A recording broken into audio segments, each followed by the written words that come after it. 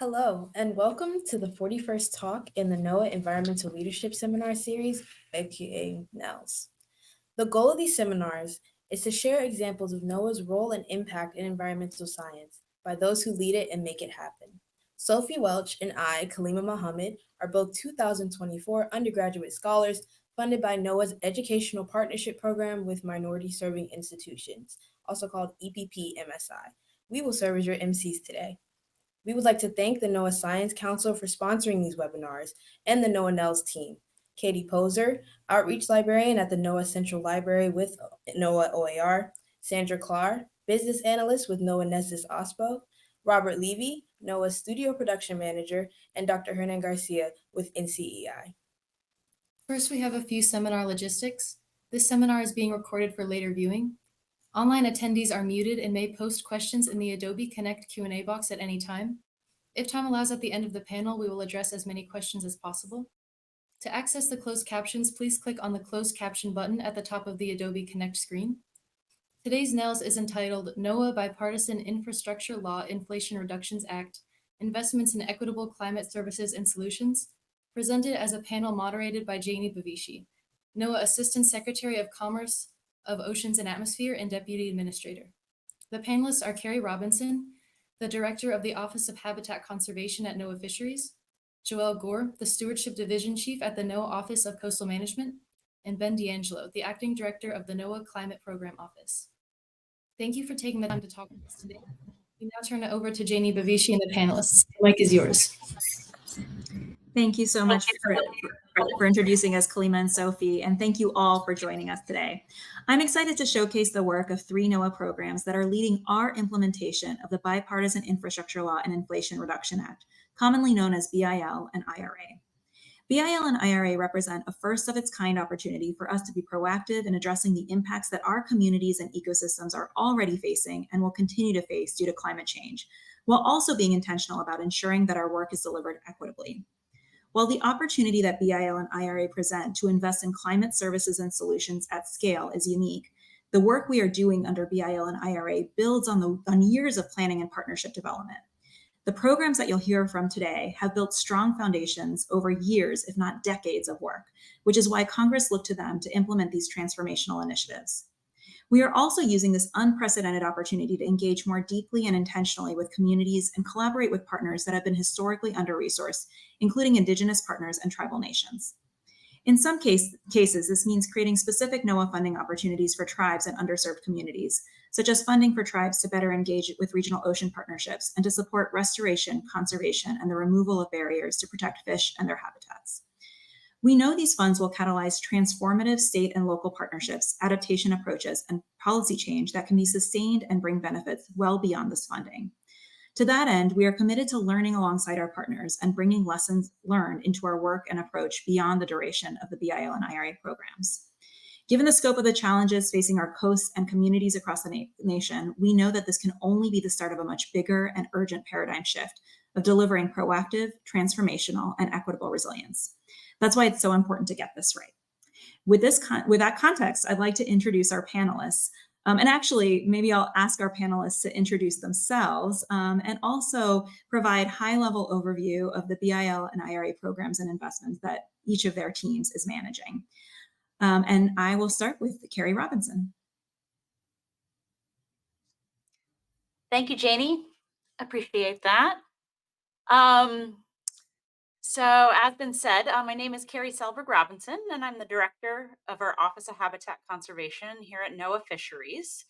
And the place I always like to start when I'm talking about our work under BIL and IRA is to share that this approach to our work is not new. So we are building on over 30 years of working with our partners on habitat conservation through both competitive funding opportunities and our expert technical assistance.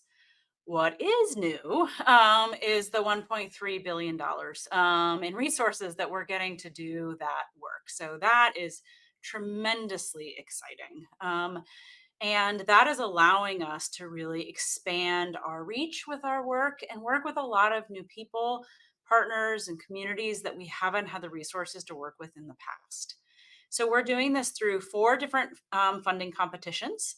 One is called Fish Passage. The other is a Fish Passage competition that is just focused on tribes. Third is our transformational habitat restoration.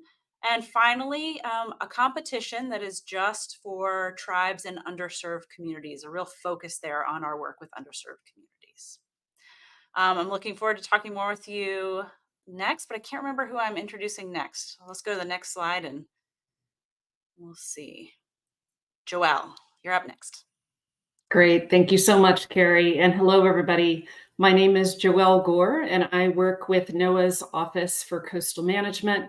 We provide national leadership for NOAA's partnership with U.S. states and territories under a law called the Coastal Zone Management Act that supports the management of our nation's coast and Great Lake shorelines. So during our discussion today, I'll be focusing primarily on the BIL and IRA investments being made with these state and territorial partners, which includes 34 state coastal management programs and 30 national estuarine research reserves. But before I narrow that scope, I also want to mention our partnership with the National Fish and Wildlife Foundation on a program called the National Coastal Resilience Fund. Our partners at the foundation received and are also making significant investments in restoration and restoration planning. They are a partner with us in our office and NOAA. And so all together across these programs, we're investing almost $900 million in restoration of habitat and restoration planning and engineering design, and also land conservation and acquisition. So looking forward to continuing the conversation. And I'll turn it over to Ben.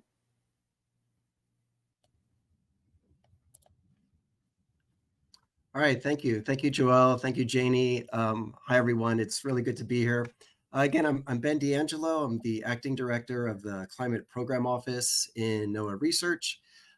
Just a word about the Climate Program Office. We host a number of competitive grant and cooperative agreement programs ranging from foundational climate science to regionally based decision support for resilience and adaptation. In total, the Climate Program Office, we're allocating $63.5 million in IRA funds and $13.5 million in BIL funds, totaling $77 million to external partners across the country. And like others have said, we are leveraging existing work for this. Many of these funds were carried out through and enhanced our existing programs.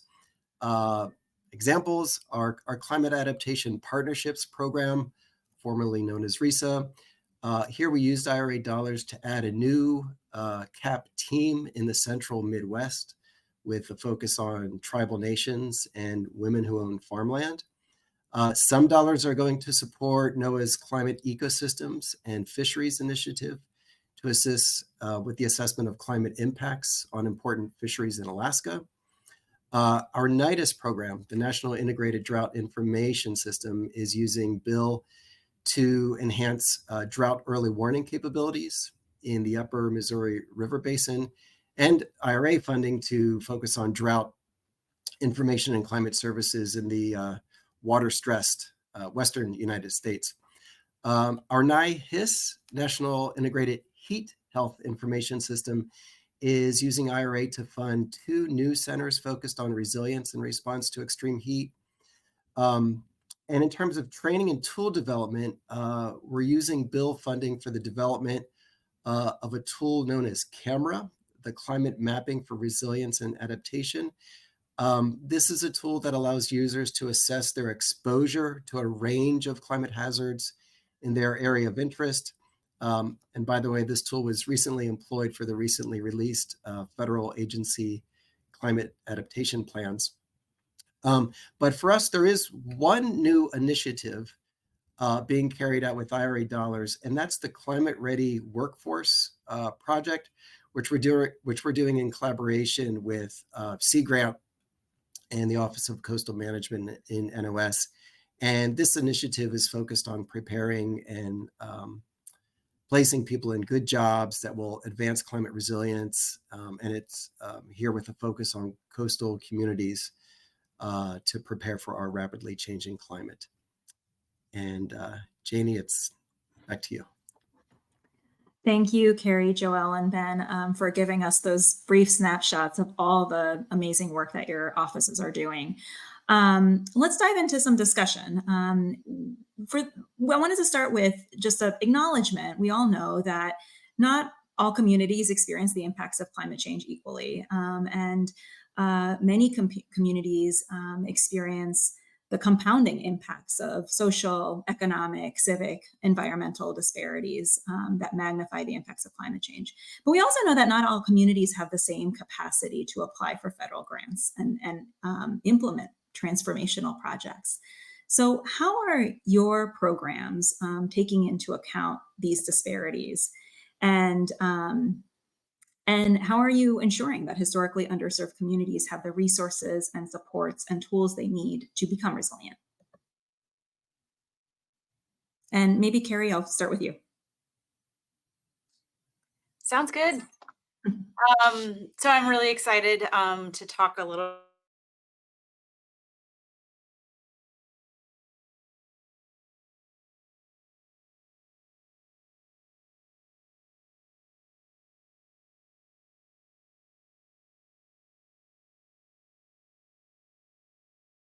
but we are doing is having competitions that really focus on both tribes and underserved communities. So those are designed competitions that aren't kind of the same as we've always done it, and really thought about how we design those competitions to make sure that the resources are getting to underserved communities, those communities who need those resources the most. So while it's a priority in all 4 of our competitions, we have 2 where there's a real focus there. One of the things that I was really excited to see in round 1 of our competitions is just how many new partners we were bringing in through these competitions. So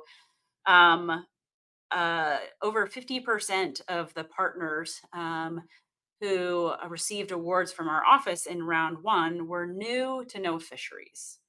And then for the Tribes and Underserved Communities competition, about 90% of those partners who are new to NOAA Fisheries. And so that was really exciting to see. While I'm excited to work with partners who we've worked with for a long time, I'm also really excited to welcome a lot of new people into this collaborative space. I also want to talk a little bit about the work that we all have been doing around what we call meaningful engagement. So in our first round of competitions, we asked applicants to talk about how are you meaningfully engaging with underserved communities? And some of our partners who applied knocked it out of the park. They just described how they were doing that. Other partners were scratching their head a little bit, saying, "I'm not sure what you mean, or I'm not quite sure how to do that." So we've all been talking about what does meaningful engagement look like, and so I think that's an area where there's a lot of learning going on, and I think there's going to be a lot of learning going on for quite some time. All right. Do I need to repeat anything there? I saw some of my sound perhaps went out there a moment. I think we caught most of what you said, Carrie. Okay. It went out right at the beginning, but we picked it back up as you were describing the separate funding streams for tribes and underserved communities. So I think we've Okay, got most of sounds it. good. Sounds good. I will pass it to someone else to keep the conversation going. All right, Joelle, would you like to offer your Yeah. perspective here? That sounds great, Jainey, because I really would like to build on what Carrie said. Again, for our focus funding that I'm talking about today, one of the important benefits for us has been the focused investment approach with the state programs, these long-standing programs under the Coastal Zone Management Act some of which are now celebrating their 50th anniversaries. Thus, they've done a lot of work over the years to develop some relationships and programs and planning and carry out projects focused in and in partnership with underserved and undersourced communities and tribal governments, but certainly not to the degree that's needed to meet the need. And that has been clear as we've now been able to bring in this additional funding under BIL and IRA to enable these partners to strengthen and deepen and expand those relationships at a scale and pace that just wasn't at all possible before. So, like Carrie mentioned, we're framing our funding opportunities to incentivize this work with underserved communities and tribes, providing more points for things like meaningful engagement and projects that are located in underserved communities. We're also seeing with non-competitive funding, we are providing some non-competitive funding to our partners. And that has provided much needed capacity for them to do relationship building and engagement that was sorely needed. So again, as Carrie mentioned, meaningful engagement and also the location of projects in underserved communities. Our rough estimate, again, like Carrie, we asked applicants to describe underserved communities and meaningful engagements. We see an estimate of 44% of those first-year projects that are located in underserved communities. And likewise, about 21 of the 33 first-year projects that were developed with meaningful engagement with underserved communities and tribes. And more specifically, 13 of those 21 projects have had tribal engagement and tribal partnership. And in some cases, the tribes were the direct recipient of the funds. So to simplify a little bit here, how we frame the priorities in our funding opportunities really matters. I'll hand it back to you. Thanks, Joelle. Ben, would love to hear from you about how your programs are sort of incorporating equity and specifically the needs of underserved communities. Thanks, Jainey. And first, I can't help but start by referencing the 5th National Climate Assessment. Our office has a lot of engagement in that effort, and actually a lot of folks across NOAA were heavily engaged in the 5th National Climate Assessment. And I just wanted to underscore that one of the high-level findings from that assessment was that, yes, indeed, many communities are at higher risk of negative impacts from climate change due to social and economic inequities caused by, among other things, under or disinvestment. So our bill and IRA funding has been very much targeted towards Justice 40, underserved and tribal communities. We had very intentional and targeted language in our NOFOs, our funding opportunities for these IRA and bill funded awards. And here too, building on work that the Climate Program Office and our individual programs had already been doing to engage with tribes and underserved communities.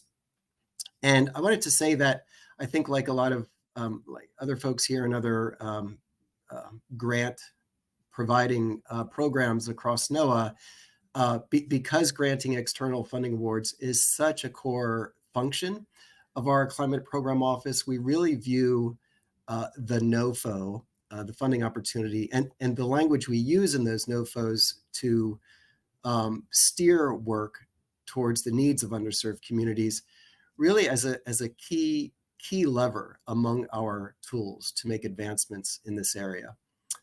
Some examples are our funding call made clear that the NIHIS, the Heat Health Centers for Excellence, would be focused on Justice 40 communities. And we will require the centers to aim for and report on Justice 40 metrics, such as community resilience plans and indicators of urban heat island mitigation benefits. Through our NIDIS drought program, because tribal nations are disproportionately experiencing the impacts of drought in the Western United States and some water crisis situations in the Western United States, NIDIS is investing in engagement and research focused on integrating Western science and traditional indigenous knowledge into actionable adaptation solutions. And under the Climate Ready Workforce funded projects, dollars there aim to benefit Justice 40 communities and individuals who historically encounter barriers to entry into the workforce. So here the funded projects are meant to provide marketable skill sets, on-the-job training, wraparound services like childcare to allow for people to engage in the training and workforce development aimed at enhancing resilience in their communities. Thanks, Ben. It's interesting to hear the sort of common themes between all of your responses. First, just the grounding that, it takes years and years of work to lay the foundation for these kinds of opportunities, right? But also exciting to hear both the new partnerships that have been created with this unprecedented level of funding and the innovations that you've been able to implement through your grant making to reach these new partners. So we've heard about this incredible demand. We've heard about all these new partnerships that have been created, but BIL and IRA are time-limited programs, right? And we only have a few years left. They'll be ending soon. How do we build on the opportunities that have been created through these programs? Would love your insights on that. And maybe Joelle, this time I'll start with you.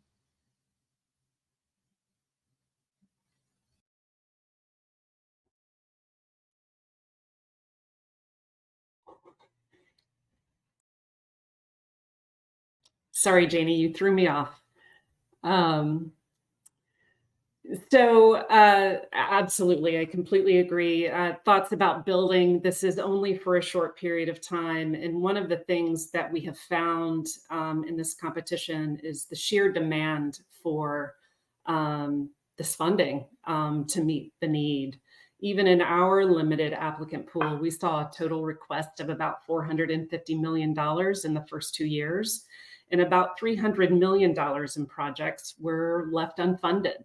So we're reminded about the need and the importance of the work and also the tools.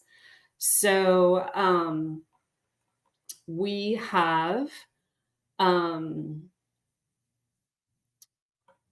looked at one of the tools that we're using in our funding is land conservation, and that is and land acquisition. And that is a tool that isn't available in the other funding opportunities that NOAA is managing. So one of the things that has really hit home for us is to be reminded about the importance of our ability to conserve and protect land that provides not only important climate and ecosystem services, such as the ability to allow for the migration of marshes and wetlands, but to also help increase community resilience by decreasing the risks of development where we're seeing increases in flooding. So we're seeing in terms of need that so far about 30% of our requests have been for land acquisition and conservation purposes. So again, it's just really brought the attention back to this important management tool and how we adapt to the impacts of climate. I'll stop there for now. Thank you. Thanks, Joelle. Ben, would you like to go next? Sure. And really quickly, I saw my last response, I may have been the first and only person to mention Justice 40, and I saw there was a question in the chat asking about Justice 40. If for folks who don't know, a couple of years ago, the administration announced this program government-wide, Justice 40, and the 40 number comes in that it's intended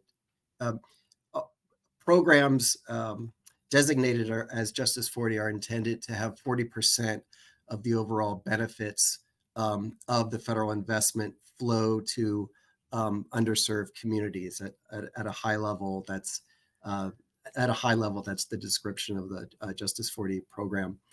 Now, on this question about essentially how to keep momentum going after the influx of these funds. I mean, one partnerships and the creation of partnerships are really key. Even prior to the influx of IRA and bill funds, in our work through the Climate Program Office, we've always viewed widening partnerships as a key goal and as being essential to the work we do. Likewise, the demand signal we're seeing for climate information and services to cope with the rapidly changing climate, it's evidenced by, among other things, the large response to these funding calls. So a lot of good proposals are coming in that don't get funded. I mean, I'll say that, the challenge of sustaining momentum is definitely real. Just, one example, our Climate Adaptation Partnership Program. We finally have a new team made possible by IRA funds in the Central Midwest. The continuation of that team will depend very much so on congressional appropriations. However, I do think momentum and opportunities can continue in a number of ways after IRA and bill funding are no longer available. So for one, to the extent that tools get developed with the influx of these funds, so tools that allow us to assess our risks to a changing climate, tools that allow us to better assess drought risk in a changing climate, tools that allow us to explore urban heat island mitigation measures. So these tools with these capabilities should be able to be sustained, won't be costless, but should be able to be sustained to provide climate services. Further, I would say partnerships through these funds are being formed, not just with NOAA, but with other networks of academic researchers, practitioners, community leaders, business organizations, NGOs, and these partnerships, of course, can continue even if NOAA is not there necessarily in the driver's seat.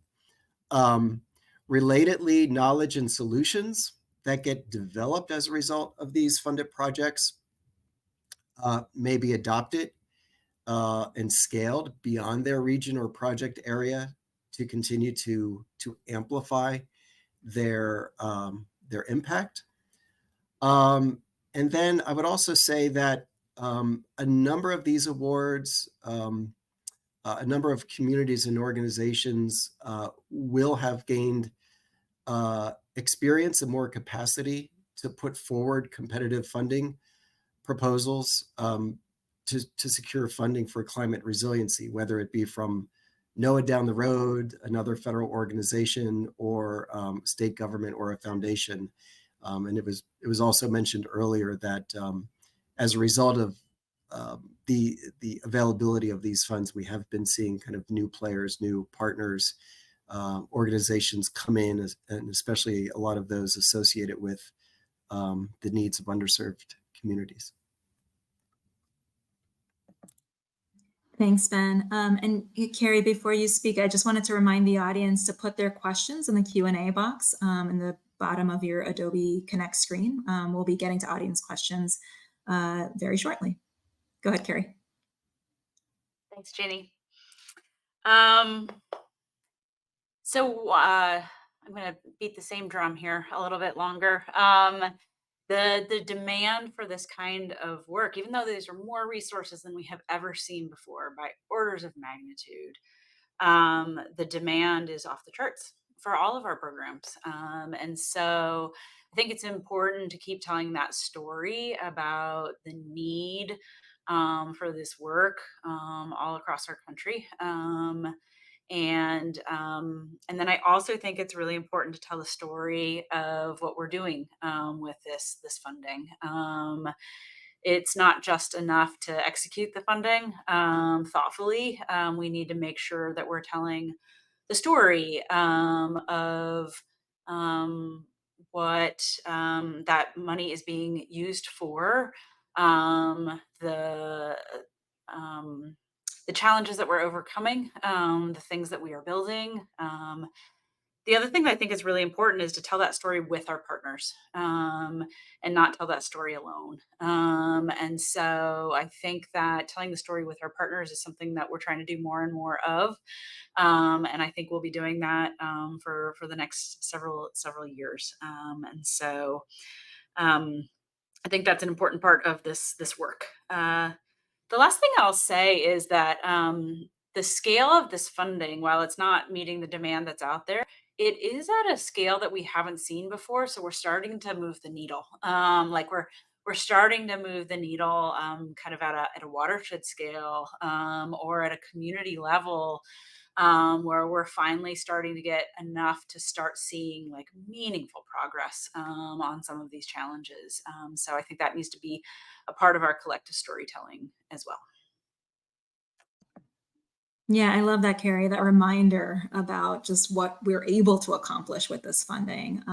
That's a great acknowledgement. And also, Joelle and Ben, I just couldn't help but think, as you both were talking about how that investment in partnerships is really kind of an investment in civic infrastructure that will last beyond the funding itself. We have a question from one of our audience members acknowledging that we were under tight timelines to obligate this funding, right? And sometimes the real pressures of getting money out the door fast can be in tension with the work of centering equity in delivering this funding. How did you navigate that? How did you mitigate the challenges of wanting, having an intention to encourage meaningful engagement with just the quick timelines that we all had to comply with? Carrie, I'm inclined to go to you first because I know you have an answer to this. Great. So this was a challenge, a very real challenge. And as I said, I see a lot of folks from my community online right now, and so they know that even better than I do. Because not only was it a tight timeline, this is a huge opportunity for all of us, and we wanted to seize it, and we wanted to make sure that we are being thoughtful about how we did that with underserved communities and tribes. So some of the ways that we tackled that is through our technical assistance. So well over half of my community sits outside of the Silver Spring area. And so a lot of it was before the funding opportunities even went out, talking with our partners, meeting new partners, and going and sitting down, particularly with tribes and members of underserved communities, talking about what these opportunities are all about, and using some of that input to build our funding opportunities. And also helping them apply. So what we can't do is write somebody's application, but what we certainly can do is talk through the projects that they have and ideas that they have and make sure we're bringing that technical assistance to them really early in the process. Another thing that we've been really focused on is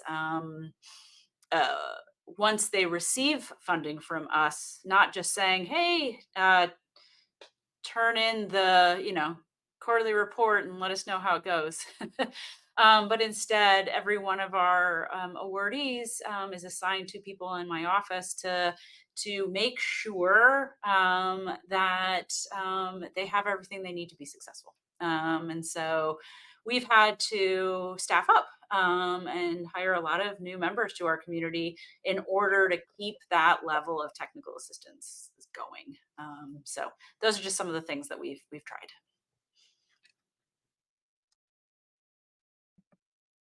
Ben, do you want to go next? Any insights on this question?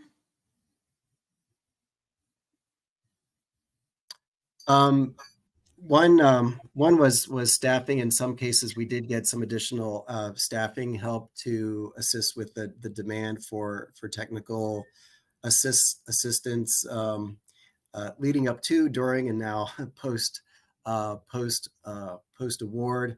I think in general, one response is that, like I and others mentioned, in a lot of cases, we were able to leverage existing programs with this fund. In some cases, the Climate Ready Workforce proposal, that really was new, that there was no existing program where those funds could immediately be applied to. But a lot of our other programs had long identified needs to expand the program. In some cases, programs that are not yet national in scope. Some programs where parts of the country do not yet have the either drought or early warning capabilities or climate adaptation partnership team. So some of those gaps were readily identifiable. And also we, like I mentioned, we had been doing in the Climate Program Office a lot of work and engagement with tribes and underserved communities. And we had quite a bit of practice kind of, leaning in and trying to be as forward-leaning as we could be in our NOFO language to ensure that dollars were going to, and that our work would be addressing and meeting the needs of underserved communities. So we already had quite a bit of practice through the NOFO and the grant and cooperative agreement process to address the needs of underserved communities. And so in a lot of cases, we were well positioned to receive and handle an influx of dollars. Thanks, Ben. Joelle, any additional insights on how to manage that tension? You bet. Just a couple of additions there, and would echo a lot of things that Carrie and Ben shared, but maybe two additional points. One was just in terms of the quick timeline and getting programs built and launched. Yes, we're building on years of experience and partnership, but also the importance and the work that it took internally to coordinate. Carrie and I probably talked more than we ever have in our careers with one another that first year in getting everything ready to launch these new programs. And we've got a lot of incredible internal coordination, not only in, as Carrie mentioned, our Silver Spring offices, but in our teams that are in the field with partners working on the ground. The other piece that I would mention, maybe in addition, is the work that we've done with our state coastal management community, where they've hired staffing with the non-competitive funding that we were able to provide, that we're developing now a community of practice with their coordinators that they've hired to do peer exchange across them in exchanging lessons on engaging and building relationships with underserved communities and tribes, and things like that, that we hope we can create space for them to talk to one another and learn from another to help sustain these lessons beyond the funding. I love that. I love about how we've pointed to so many different levels of connection and learning that need to happen, between us and the communities we're serving, between various offices at NOAA, and then between some of our grantees themselves, just that peer-to-peer connection. really speaks to sort of the level of effort it takes to get this right. We've got a couple questions in the chat related to how we measure success. How do we tell the nation, how do we show that we are using taxpayers' dollars wisely here, and creating benefits, real benefits to the country through our investments in climate services and solutions, equitable climate services and solutions. And I want to also tag on my question of my own. If you have any early success stories, Carrie, to your point about needing to tell the story, if there are any early success stories you'd like to share, would love to hear those as well. Ben, would you like to go first this time? Sure. Thank you, Jainey. I think it's a great question, and it's important. I mean, not just for IRA and bill funding, but I think it's really important for adaptation and resilience writ large. If I can reference once again the fifth National Climate Assessment, one of its high-level findings was that compared to the last National Climate Assessment released in 2018, there has been a lot of progress across the nation in terms of resiliency and adaptation. However, a lot of that is based on the fact that there are a lot of resiliency and adaptation plans that have been developed since. I think that is fine, and that is indeed some metric of success. However, I do think it's important to go a layer deeper, so that whereby I think it's important to have more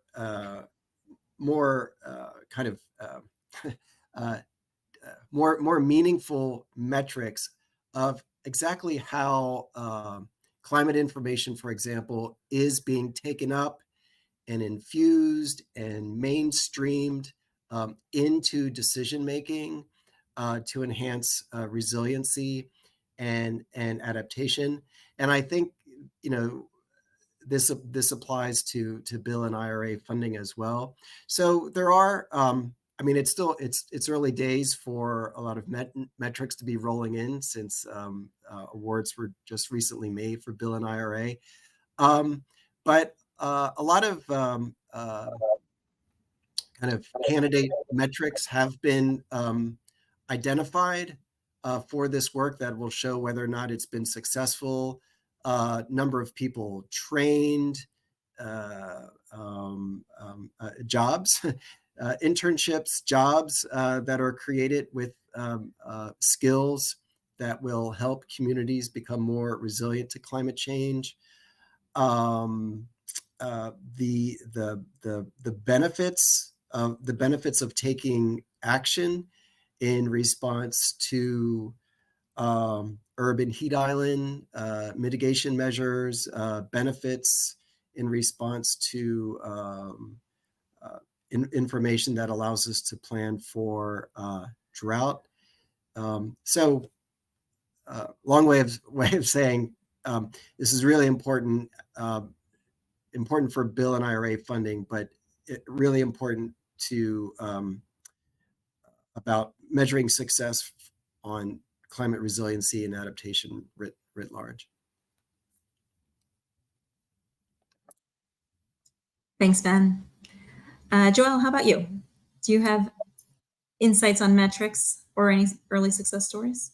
Absolutely. I'll get us started. And this is a place where my office and Carrie's office coordinated incredibly closely. So know that Carrie will have a lot to add because her office has been taking a lead. We've been participating as well on digging deeper into some of the metrics that we're using to kind of understand some of the blind spots, some of the gaps that might come with them as well. But as I mentioned, because we're a lot of our investments across both of our offices are focused on restoration, we work together to identify a suite of common metrics that look at things that are pretty straightforward, like acres of land protected for us in land conservation acquisition, or acres of land restored that both of our offices are doing. A number of jobs are created, sustained. And then I mentioned a couple of, and Carrie did as well, a couple of metrics around meaningful engagement with underserved communities and tribes, and also location of efforts and projects in underserved communities, and also things like meeting the targets of kind of ecosystem services outcomes as well, ecological targets. So again, we have a suite of common metrics, not all of them. We have some that are different than the Fisheries Office and vice versa, but where we've got the ability and the intention to measure together, I think one of the really exciting things is that we'll be able to look at the outcomes of these investments across a couple of different offices. So a lot more work to do. We're providing a lot of technical assistance to our partners in supporting the work that they need to do to give us the insights on these measurements and outcomes. And then there's work that we're responsible for as well. So again, staying very connected and looking forward to being able to tell hopefully some really incredible stories. Carrie, you want to add? Sure. Another kind of tried and true metric that we have is stream miles opened for a lot of our fish passage projects. That's a really important metric to us. What's hard about metrics is it takes a while for those numbers to flow. So I'm really looking forward to the stories that we're going to be able to tell once those numbers come in. But it is really important to kind of talk about some of our early successes before that happens. The only thing I would really add is just a little bit more on this new metric that Joelle referenced, which is meaningful engagement of underserved communities and tribes. So on our website, there's a 2-pager where we start really outlining what the kinds of things are that a partner can be doing in a project that would lead to meaningful engagement. And so this again is an area of a lot of learning for us. We're working with our partners to outline some of those activities. How do you track them? How do you keep track of them? And then does that actually lead to meaningful engagement? And so instead of just saying like, here's the metric and it's firm and set in stone and it can't change, what about this metric resonates with communities and how can we learn from it?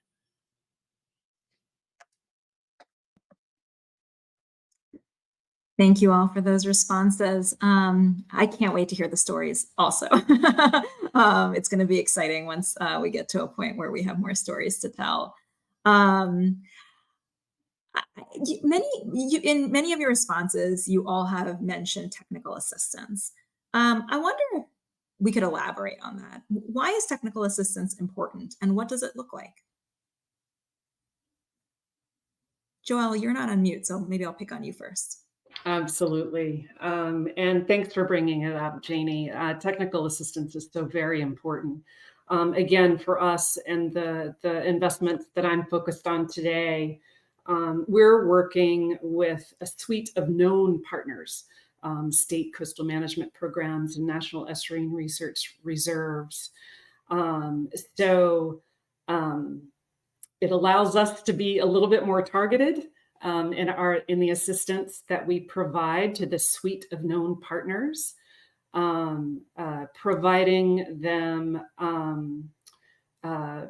again opportunities for peer-to-peer sharing.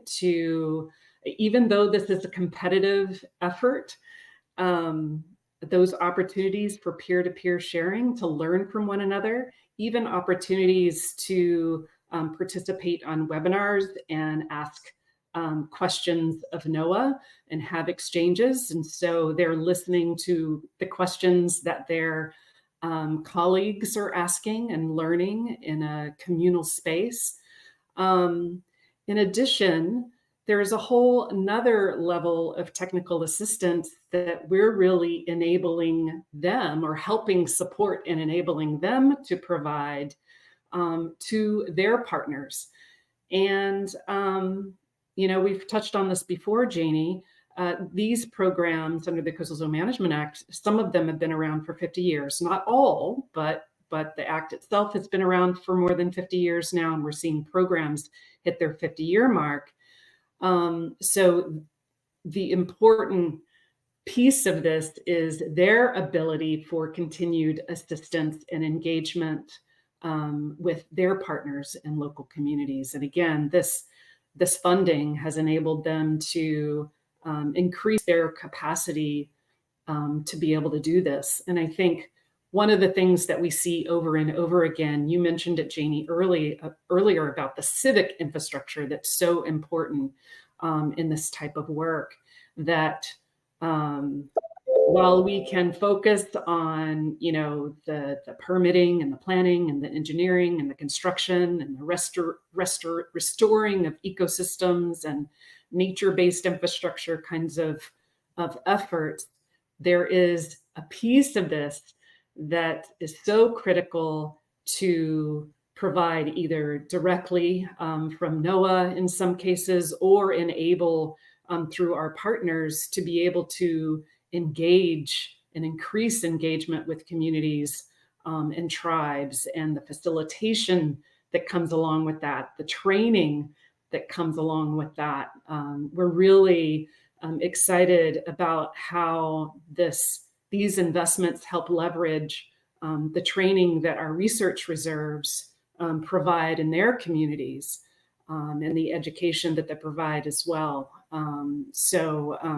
Just the importance of that assistance, both directly from NOAA and by our partners directly to their partners on the ground, just cannot be overstated.